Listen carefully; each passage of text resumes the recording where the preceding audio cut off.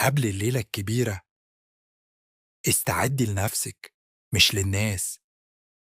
الليلة دي ليكي انتي، مش عشان ترضي توقعاتهم ولا تثبتي حاجة لحد.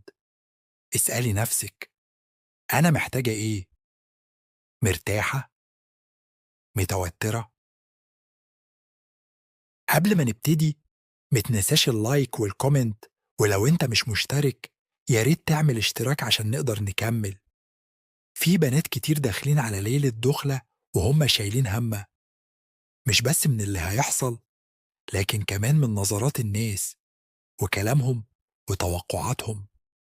بس الحقيقة الليلة دي مش امتحان ولا اختبار أنوثة، دي بداية علاقة، والمفروض تكون فيها راحة مش ضغط.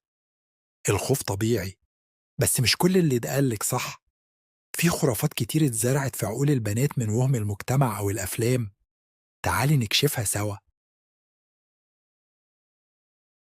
لازم تنزلي دم.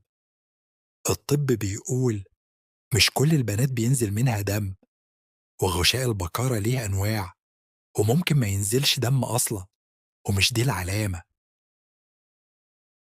لو كنتِ مرتاحة يبقى فيكِ حاجة غلط، الراحة مش عيب ولا المتعة حرام، كونِك فاهمة جسمِك ده مش قلة أدب، ده وعي. استعدادِك الحقيقي يبدأ من دماغِك، فاهمة جسمِك، عارفة إنِك مش مجبرة تمثّلي، عارفة إن أي خوف تحسّي بيه طبيعي جدًا. ده مش وقت إنِك تبقي مثالية، ده وقت تبقي حقيقية. حاجات تعمليهم قبل الليلة دي: اعتني بنفسِك، استحمي براحة، اختاري لبس يريحك، خفي منبهات زي الكافيين، ونظمي نومك. اعملي تمارين بسيطة زي تمارين كيجل أو تنفس عميق، هتساعد جسمك يسترخي وتحسي بتحكم أكتر. اتكلمي لو خايفة مع حد بتثقي فيه أو مع مختص نفسي، الكتمان عمره ما كان قوة. إشاعات لازم تموت، اللي بيحتاج ترطيب عنده مشكلة. غلط، الترطيب شيء طبيعي ومهم.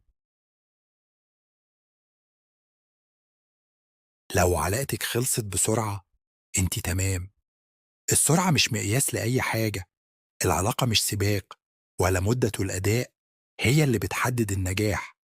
اللي يهم هو الراحة والاتفاق والتواصل بينكم. المتعة لازم تيجي من الألم، العلاقة مش لازم توجع، المفروض تطمن، تهدي وتقرب بينكم. لو في وجع يبقى في شيء محتاج يتفهم أو يتغير، مش شيء لازم يتحمل. لو القلق زاد مفيش عيب في إنك تطلبي مساعدة. العلاج السلوكي المعرفي CBT مفيد جدا لتغيير أفكارك السلبية. تمارين استرخاء ذهني ممكن تفرق فعلا في هدوئك. تعرفي إن المتعة مش لازم تنتهي بالأزف، العلاقة مش فيلم، مش لازم يبقى في نهاية واحدة واضحة. المتعة ممكن تبقى في اللمس، في الكلام، في القرب، وممكن تطول أو تقصر أو تتغير كل مرة، وكل ده طبيعي. التواصل قبل العلاقة أهم من العلاقة نفسها. الكلام، الاتفاق، والمصارحة هما اللي بيفتحوا باب الطمأنينة. وقت ما تتكلمي عن مخاوفك، رغباتك، وحقوقك، انت بتحمي نفسك وبتأسسي العلاقة حقيقية. الجسد محتاج وقت يتعود، وده طبيعي ومش عيب. مش لازم كل حاجة تمشي بسرعة، ولا لازم جسمك يستجيب من أول مرة. الراحة، الثقة، والتدرج هي اللي بتعلم الجسد الطمأنينة مش الضغط. الليلة دي مش لحظة أسطورية، مش لازم كل حاجة تمشي بإسكريبت محفوظ.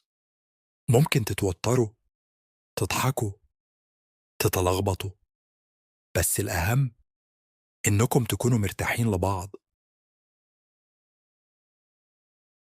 الاستعداد الحقيقي مش في اللبس ولا الشكل ولا الخبرة، الاستعداد الحقيقي في إنك تبقي فاهمة جسمك، فاهمة إيه اللي يريحك وإيه اللي يضايقِك، فاهمة إن الاستجابة مش دايمًا لحظية، وإنك مش مشكلة لو جسمِك مختلف. جسمِك يستاهل إنك تسمعي له مش تضغطي عليه. متصالحة مع مشاعرِك سواء كنتِ متحمسة، متوترة، أو حتى خايفة. كل إحساس جواكِ ليه مكانه. الإنكار بيزود التوتر، لكن التقبل بيخليكِ أقوى وأهدى ومتقبلة كل خطوة على مهل.